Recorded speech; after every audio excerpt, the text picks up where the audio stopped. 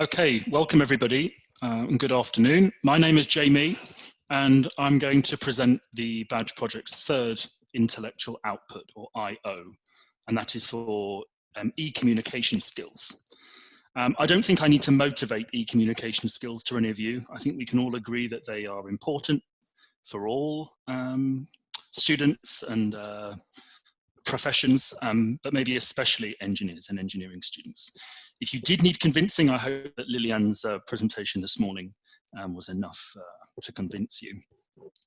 I'll begin, first of all, just by making clear who is working on IO3.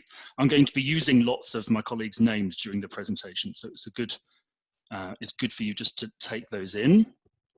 As you'll see, we are teachers, so language and communication teachers and researchers from 6 universities in 6 different countries. I'd like to begin by making clear how this intellectual output contributes to the Badge Project and also to the GELS network's wider aims. In the summary of the Badge Project in its Erasmus Plus application, it states that engineers use their language skills in online meetings and through other ICT tools, which language and communication teachers need to integrate in their language classes to get the students acquainted with these tools. Now, this for me is one of the key statements in the summary of the project, which really motivates the whole application. So I think, it's clear that we are expected to show language and communication teachers how to improve engineering students' ICT skills for communication. IO3 e-communication contributes to all 3 of the objectives of the Badge Project. It's about designing, teaching and learning material to improve engineers' communication skills. It's about sharing that material and also preparing student engineers for international study and work. The exact wording of the goal for IO3 is now on the screen. So to develop, test and disseminate important language neutral learning activities for e-communication. So how are we doing that? We're doing that really in 2 stages. First, we'll make e-communication skills more prominent in the GELS framework. The GELS framework, if you remember, is our adaptation of the CEFR for languages that is adapted for the specific needs of engineers. The addition of these skills is what we've called an e-communication layer. So it's not a column or a row in the framework, it's a layer, and I will show this to you later today. This is what we've done so far. So this is the work in year 1. The next stage will be to create teaching and learning activities based on that e-communication layer in order to produce a handbook at the end of our 3-year project. And the languages for IO3 are English, French, German, and Swedish. So I'm attracted to this project for lots of reasons, but one of them is that it deals with a number of languages. So our aim will be to produce language neutral activities, but we will look specifically at how those language neutral lesson plans and activity plans can be used for these 4 different languages. Our work so far then can be divided into 2 parts. First, we completed a thorough needs analysis. There were 3 parts to this needs analysis. First, we asked ourselves what e-communication is and what we understand as being e-communication skills. We then interviewed engineers in industry about their experiences and skills and needs. And then we finally interviewed students about their experiences, skills and needs. And then we took all of that information and we built this e-communication layer. So that's the work that we've done so far, and I'll summarize for you in the next few minutes. So first of all, stage 1 of the needs analysis, we asked each of the 6 universities to produce some kind of mind map of e-communication skills. This is an example from KTH, and I should say that this wasn't the finished product. By the end of a few weeks that this large poster was on the wall, this was completely full. Not so much with ideas, but lots of questions about e-communication skills. I don't know if that's a Swedish thing, but this was certainly full with more questions than it was answers and ideas. And then at the end of December, the 6 universities sent their mind maps to David in Cambridge, and he put all of our ideas together in this document here. So this is a summary of our mind maps. On the left, I hope you can see various tools and technologies for e-communication. And on the right-hand side in blue, you'll see what we've called communication spectrums. Now, these spectrums, I think, are relevant for many kinds of communication, but we felt that they were very important for e-communication. For example, formal to informal, individual to group, synchronous to asynchronous. Now, these were ideas and questions and terms that came up in many of the mind maps, but we didn't feel that they could really fit into our framework. So we'll probably need to come back to these when we put together the handbook and describe these in greater detail. But we have, as I said, we have lots of questions about these. We know that they're important, but we're not quite sure how they'll fit into the framework, at least not neatly. The second stage of the needs analysis then was to interview engineers, working in industry mostly, but also some working at university. Björn from KTH and Maria from Pavia put together the interview, and these took place in January and February this year. The aim was for each university to interview 5 or 6 engineers. Altogether, we interviewed representatives from 20 different companies and several universities, and they represented a broad range of engineering backgrounds. We decided not to take any personal details, for example, the interviewee's age or gender, and we also weren't really concerned with the specifics of the company because we just wanted to deal with engineering in all of its colourful variety, and we understand that there'll be differences there. And it was interesting hearing what Lilian said this morning about the different fields, but that's not something that we've concerned ourselves much with. And the questions of the interview then dealt with topics such as which tools and packages were used, whether they were used simply for internal or both internal and external communication, which languages were used, which skills engineers felt were lacking in their particular company or field, whether they were offered training.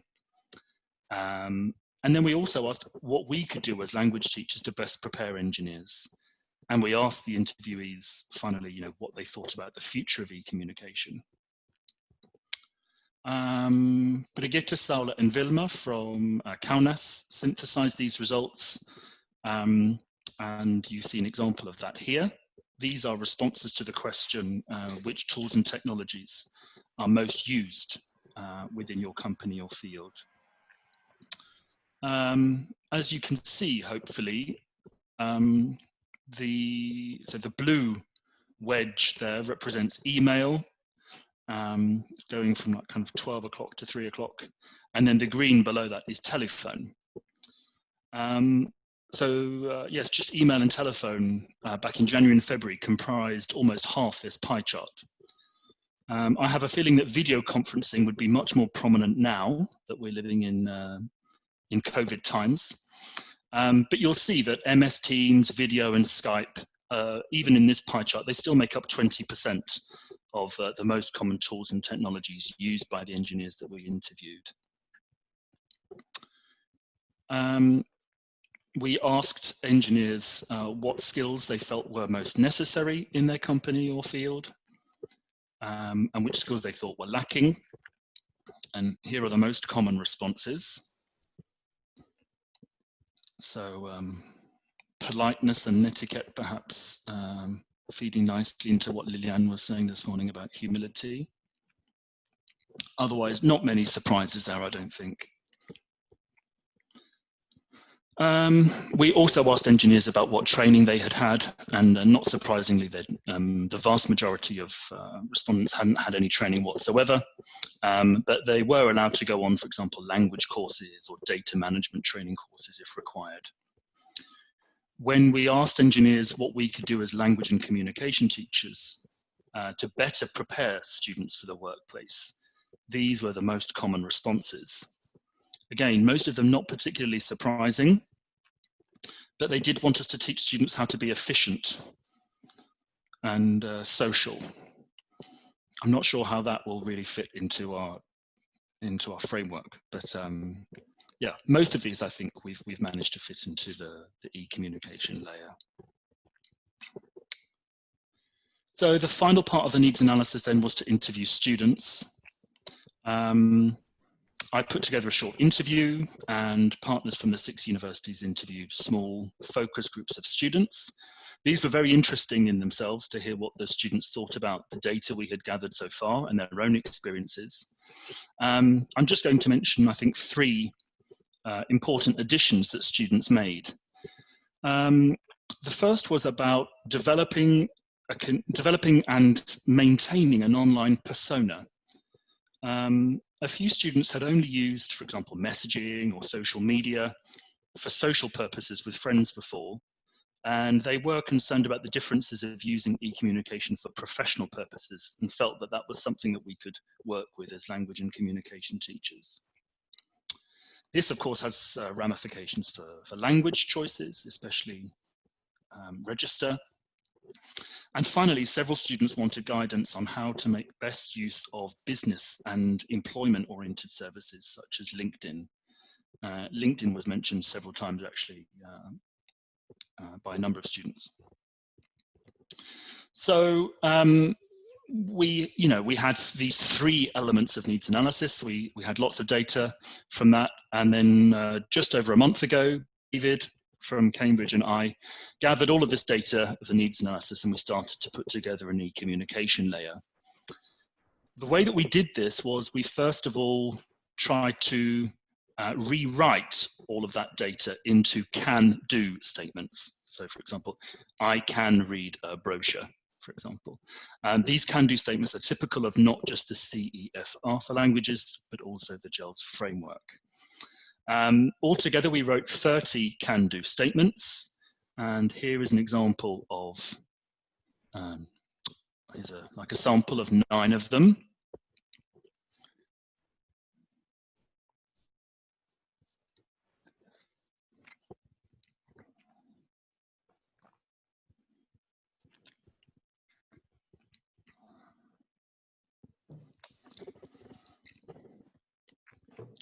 So I showed these to my colleagues at KTH several weeks ago, got some feedback, and then David and I tried to put together this layer. And yes, so what does this layer look like? It looks like this, and I've kept it small because actually I don't really want you to see it yet. What I thought would be interesting would be to pause now for some reflection. I think I'd like to give you 2 minutes to think about what you hope the e-communication layer includes. What specific skills or what skill sets would you like to teach as a language and communication teacher for engineers? What do you think should be there? What do you think the students need to know and learn in order to study abroad and work as an engineer? So I'm going to give you 2 minutes just to sit and think individually, maybe write things down, and then I'll continue. Okay, so 2 minutes to think about this question.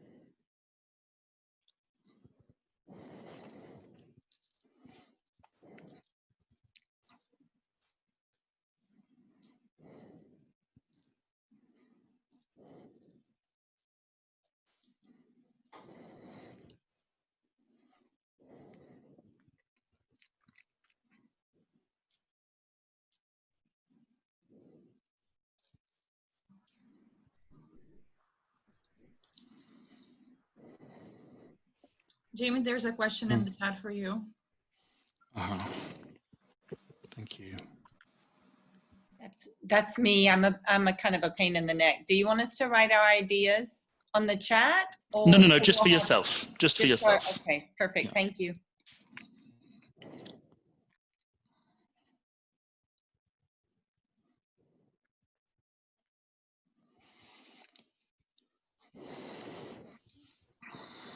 You've 30 seconds left.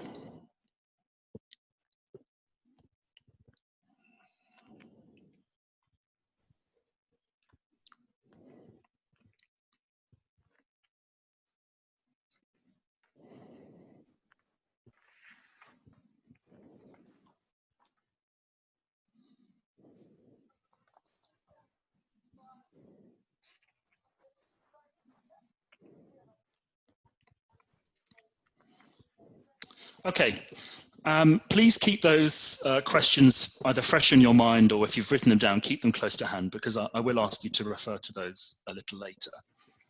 So here is the GELS framework now, and the red text is the e-communication layer.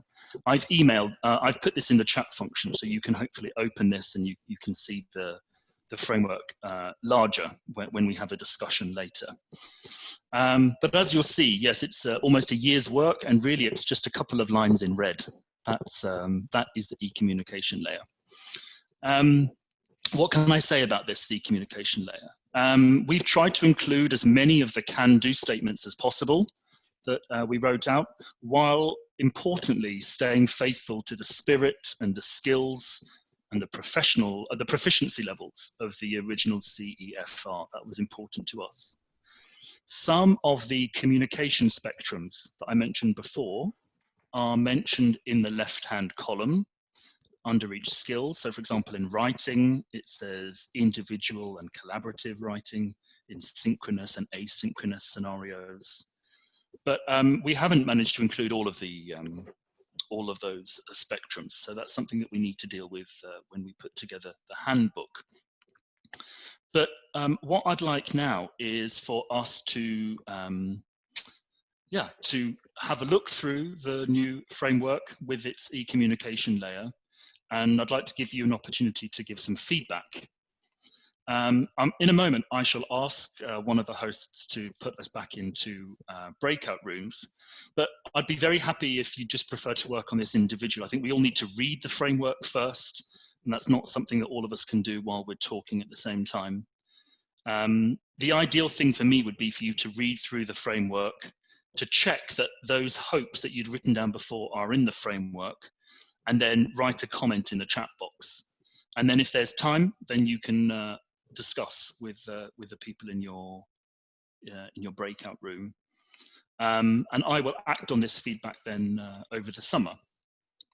So yes, I think the most important thing is that you ask yourself now, does the framework deliver? Does the framework include the hope that I had?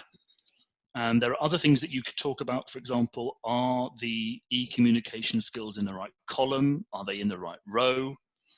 Of course, this framework is not a list of lesson plans and lesson activities. These are statements that can inspire lesson plans and activities. So please bear that in mind. But I want it to inspire teachers. So do please be honest in your feedback. I'm sorry the Padlet doesn't work, but the chat function will work just as well. I can copy all of your comments and I can act on those over the summer. Just a little technical point, Jamie. You want us to post our comments in the chat box before going to the breakout rooms, don't you? I think when you come back from the breakout. When we come back, I mean, okay, not now. Okay. I don't think you can do it when you're in a breakout room. Because when you're in a breakout room, you know, only the people who are with you in the breakout room will see it. So that's why. So yeah, I think all together. I think then. Yeah, Jamie, I sent out the link to the Google Doc that we made earlier this morning, so we can use that. Okay, so there's in the chat function there's a Google Doc where we can add comments. Is that right? Yeah. Yeah. Okay. All right then. So that's something we can presumably do when we're in the breakout rooms then. Right? So you want me to put everybody in breakout rooms now? Yes, thank you very much. And to access the framework, where can we find it on the That's Padlet? that's in the chat function. I posted that before I presented. Yeah, but I joined late, so I can't see it. So maybe you could post it again, please. I'll post it again. Thanks. Thanks.